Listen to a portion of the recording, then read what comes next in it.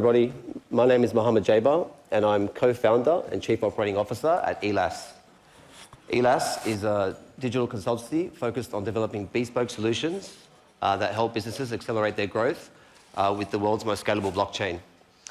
I'm so excited to be able to share more about our unique and novel approach towards the fight against counterfeit using blockchain technology.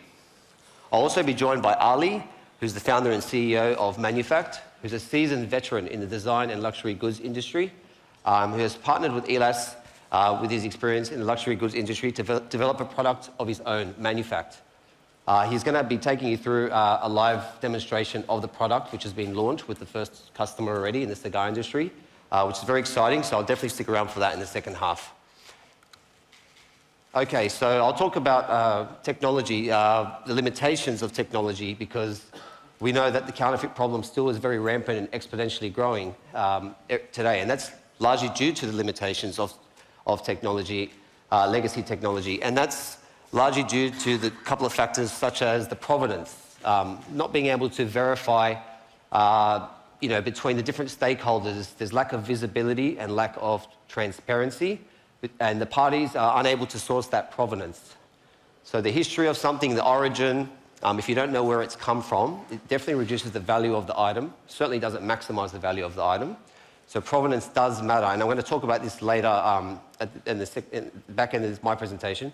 But also, even if you were to link up all the stakeholders together, it still requires the reliance on trusting a third party. The reliance on trusting a third party adds risks, costs, and overheads to that process, and also means that you just literally have to just trust them, which it's not the most reliable thing to do, and that leads to questionable data integrity. So the data integrity is not perfect. It's susceptible to fraud, alteration, and erasing of data. So blockchain has come along, and it's really helped overcome a lot of these limitations. As the blockchain provides a mechanism for immutable storage, so the information that's stored is permanent on the blockchain.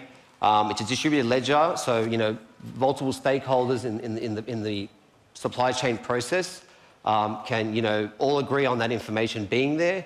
It's a time-stamping of events, so the blockchain is a distributed timestamp server.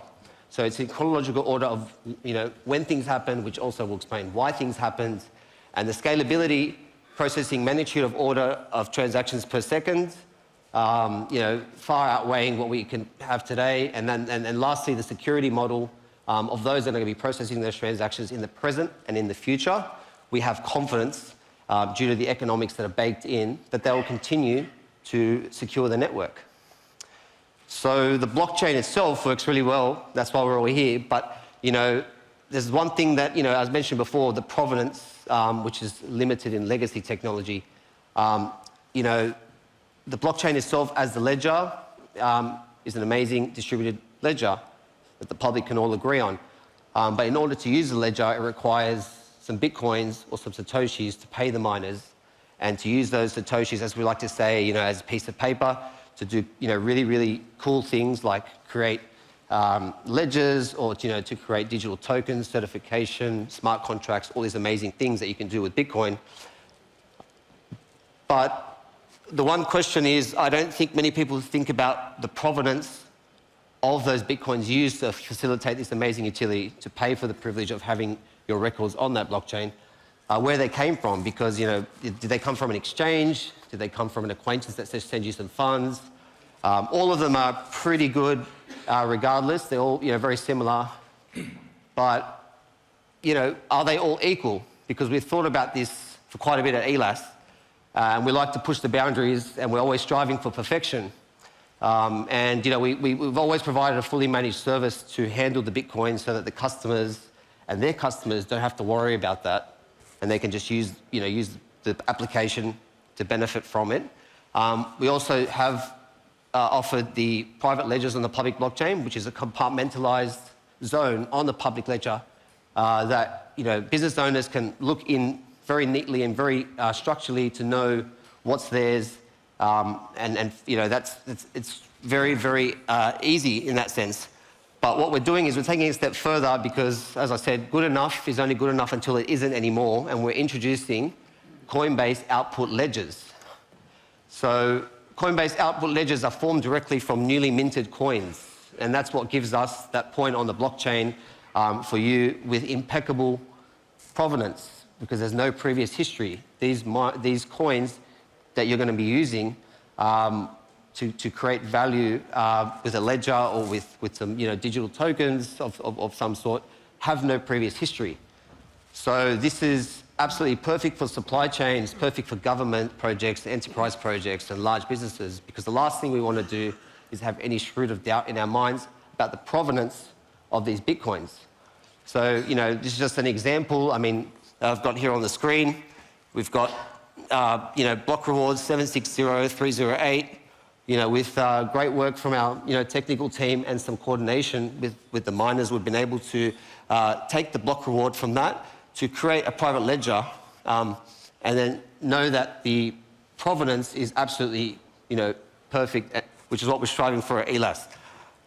We do offer this service. We've got a few of our customers already utilizing this, and that's why today, in this exciting step forward, I'm going to hand it over to Ali now to demonstrate how this is being applied with his product Manufact, which is launching today, with a real seamless experience, and he's got a live demo for us as well. Over to you, Ali. Thank you, Mo, for the warm introduction. Yeah. Get this. Oscar Wilde once said, imitation is the sincerest form of flattery. Whilst this quote holds a lot of merit, when assessing it from a business perspective, it makes absolutely no sense, especially when pairing limitation with human greed for the sake of financial gains.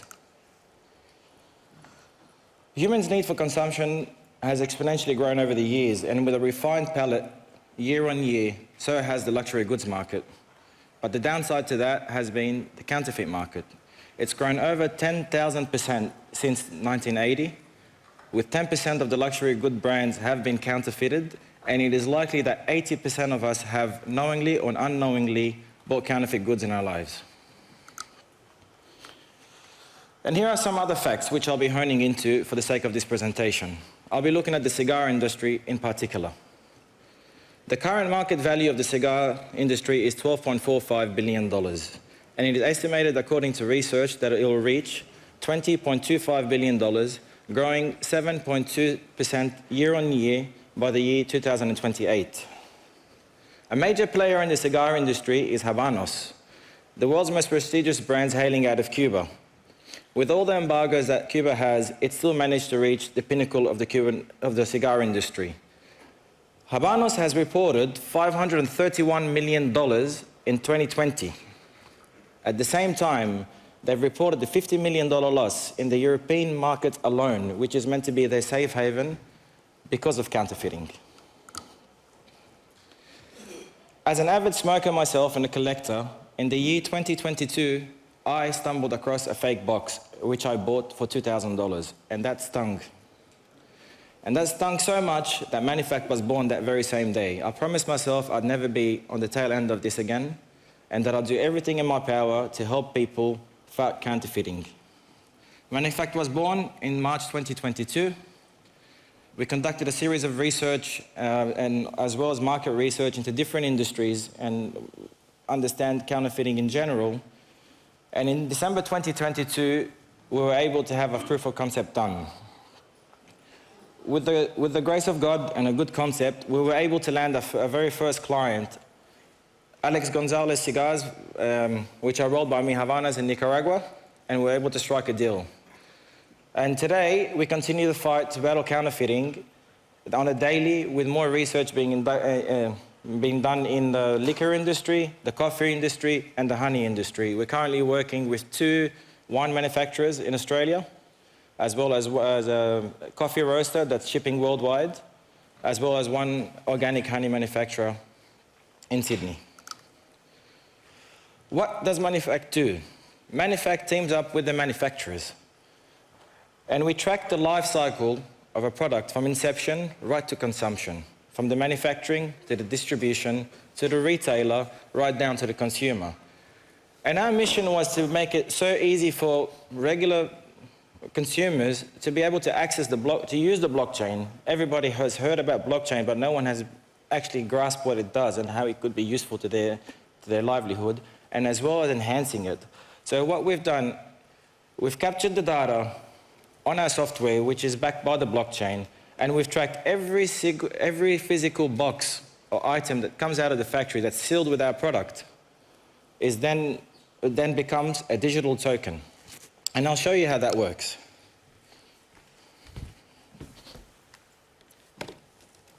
So here I've got a cigar box by A.J. Gonzalez, and this is from Nicaragua.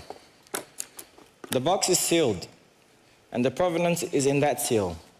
So, as a consumer, all I had to actually do is get the phone and just tap it.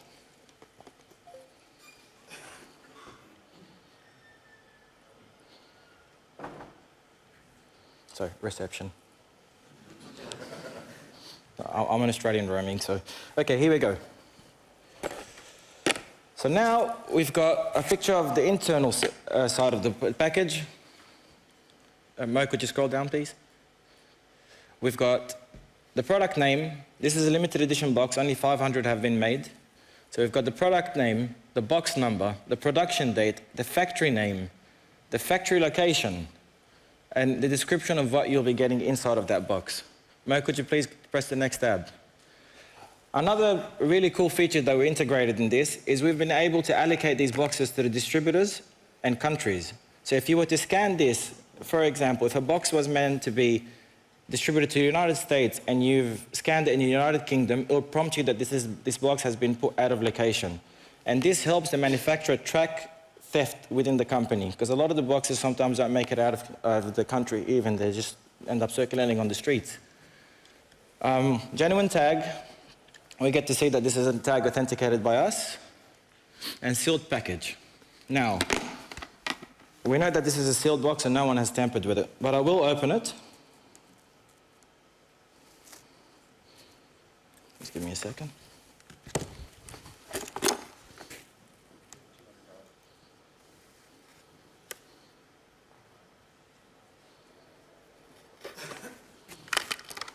Okay, and I'll scan it again.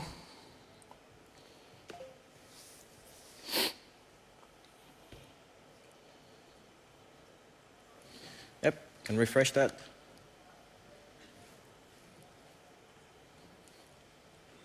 So now the box tells us that it has been tampered with and it's been opened. Whilst this is all linked to the blockchain, the token itself has now registered that this box has been unsealed, and it can no longer be changed to a sealed package. Therefore, it makes it extremely difficult to counterfeit this seal. I'll be at level 2 at the Elas table. Feel free to come and talk to us about our product and join the fight in battling counterfeit and creating a better world. We all need to push forward using blockchain in the right direction. Thank you.